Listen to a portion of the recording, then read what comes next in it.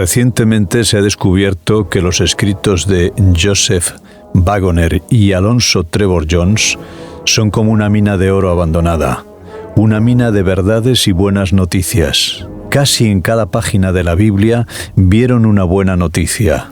De todo esto resulta algo conmovedor que hace vibrar el corazón para siempre.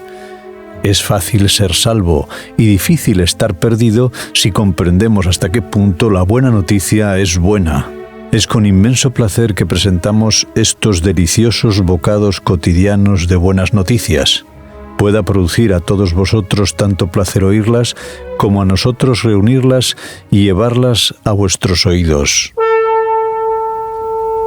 El santuario terrenal ilustra el celestial.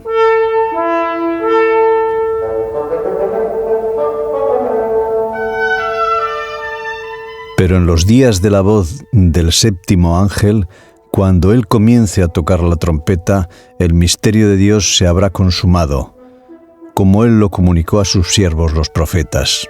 Libro de Apocalipsis, capítulo 10, versículo 7. La purificación del santuario y la consumación del misterio de Dios se producen en el mismo tiempo. En el santuario terrenal, la figura del verdadero, el ciclo de servicios era anual, y la purificación del santuario era la consumación de este servicio figurativo. La consumación de este servicio del santuario era también la consumación de dicho servicio para el pueblo. Porque en ese día, el día de las expiaciones, como podemos leer en el libro de Levítico capítulo 16 y versículos 29 al 33, toda persona que no confesara sus pecados escudriñando en su corazón, quitando el pecado al tomar parte en el servicio de la purificación del santuario, era cortada de su pueblo, como leemos también en el libro de Levítico en el capítulo 23 y versículos 27 al 29. Todo ello era una figura para el tiempo presente, como nos dice el apóstol Pablo en su carta a los Hebreos en el capítulo 9 y versículo 9. El santuario terrenal, sus sacrificios, sacerdocio y ministerio eran figura del verdadero que simbolizaba el santuario celeste y el ministerio de Cristo.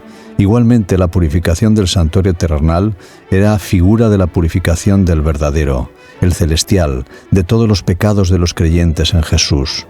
Y el tiempo de la purificación del verdadero es anunciado por el profeta Daniel de esta manera: hasta 2300 tardes y mañanas, y luego será purificado el santuario.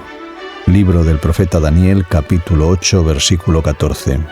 Solamente el santuario en el que Cristo es sumo sacerdote es el único que podía ser purificado en 1844, porque es el único que existía.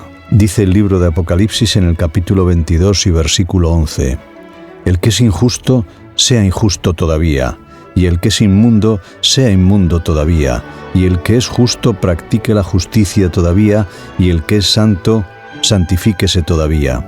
Escribe el apóstol Pablo en su carta a los Hebreos en el capítulo 9, versículos 26 al 28.